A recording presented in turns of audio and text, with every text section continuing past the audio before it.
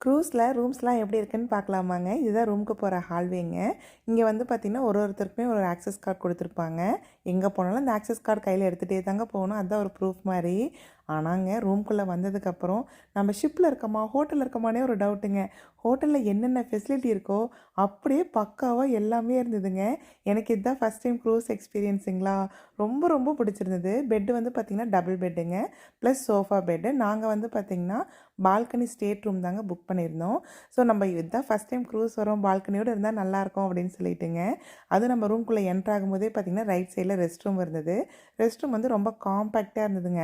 கரெக்டாக ஒரு ஆள் போகிற மாதிரி தான் இருந்தது. பட் நீட்டாக தாங்க இருந்தது.